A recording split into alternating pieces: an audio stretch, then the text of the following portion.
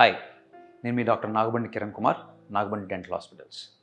ఈరోజు నేను మీకు బ్లాక్ గమ్స్ గురించి చెప్పదలుచుకున్నాను. అంటే చాలామంది పేషెంట్స్ వస్తూ ఉంటారు, అడుగుతూ ఉంటారు, సార్ నా అంతా బాగుంది, చూడటానికి అంతా బాగున్నాం అంటున్నారు, నీ పళ్ళు తెల్లగా ఉన్నాయంటున్నారు, అంతా బాగుంది, కానీ నవ్వుతే నల్లగా గమ్స్ అంతా నల్లగా కనపడుతున్నాయి అంటున్నారు. సో బ్లాక్ గమ్స్ అని కంప్లైంట్ చేస్తూ చాలామంది వస్తూ ఉంటారు. సో వీళ్ళకి సంబంధించి నేను చెప్పదలుచుకుంది ఏంటంటే, ఎటువంటి ఇబ్బందికి కానీ ఎటువంటి బాధకు కానీ లోను కావాల్సిన అవసరం లేదు వీటికి. ఇప్పుడు ఉన్న అత్యాధునిక లేజర్ టెక్నాలజీతో మనం చక్కగా ఈ బ్లాక్ గమ్స్కి కారణం మెలనోసైట్ పిగ్మెంటేషన్. సో ఇది జనరల్గా అందరిలో పిగ్మెంటేషన్ ఉంటుంది. సో యూజువల్గా ఏంటంటే, మనము ఫేర్ కాంప్లెక్షన్ పీపుల్లో పింకిష్ గమ్స్ ఉంటాయి, కొద్ది డార్క్ కాంప్లెక్షన్ పీపుల్లో కొద్దిగా డార్క్ గమ్స్ ఉంటాయి నల్లగా, అంటే ఫిజియాలజిక్ పిగ్మెంటేషన్ వల్ల. అయితే కొన్ని వేరియేషన్స్ వల్ల చక్కగా తెల్లగా ఉండి ఫేర్ కాంప్లెక్షన్ ఉన్న వాళ్ళలో కూడా గమ్స్ బ్లాక్గా ఉండే అవకాశం ఉంది. ఇలాంటి వాటిలో మెయిన్ ఏంటంటే, అంత చక్కగా అందంగా ఉండి పళ్ళంతా తెల్లగా మెరిసేటట్టుగా ఉండి గమ్స్ మట్టికి నల్లగా ఉండేసరికి వాళ్ళకి దాని మీదే దృష్టి పోతూ ఉంటుంది, దాని మీద అండ్ ఫోకస్ ఆఫ్ అవతల వాళ్ళని చూసినప్పుడు మాట్లాడినప్పుడు ఫోకస్ అక్కడికి పోతున్నట్టుగా కూడా వాళ్ళకి తెలుస్తూ ఉంటుంది, వాళ్ళు అనుభవిస్తూ ఉంటారు.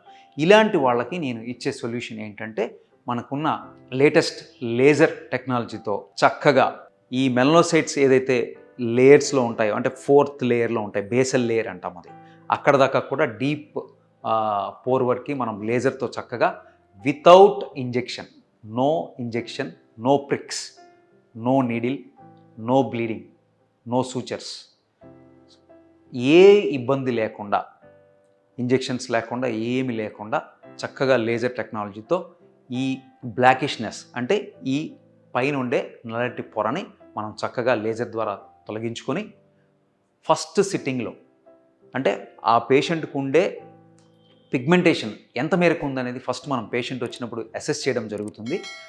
వాళ్ళ ఏజ్ కానీ, వాళ్ళు వేరే ఇంకేదైనా మెడికేషన్ తీసుకుంటున్నారా, ఇంకేంటి, అది కూడా మనం హిస్టరీ తీసుకోవడం జరుగుతుంది. ఇవన్నీ తీసుకున్న తర్వాత వాళ్ళకి సంబంధించి, వాళ్ళ కాంప్లెక్షన్కి సంబంధించి ఏ మేరకి మనం చేస్తే బాగుంటుంది, అంటే ఆ పర్టికులర్ పేషెంట్కి 1 సిట్టింగ్ సరిపోతుందా, 2 సిట్టింగ్లు సరిపోతాయా, 3 సిట్టింగ్లు సరిపోతాయా, లేదా 4 సిట్టింగ్లు సరిపోతాయా అనేది మనం డిసైడ్ చేయడం జరుగుతుంది.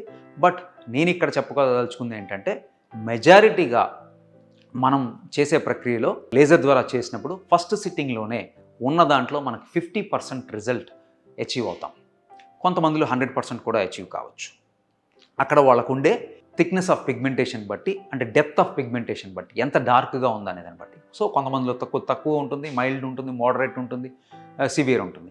ఇలాంటి సివియర్ కేసెస్లో 2-3 సిట్టింగ్లలో మనం 100% రిజల్ట్ని పొందగలుగుతాం. సో దీని ద్వారా మనకి మళ్ళా తిరిగి పింక్ గమ్స్ మనం తెచ్చుకోవచ్చు.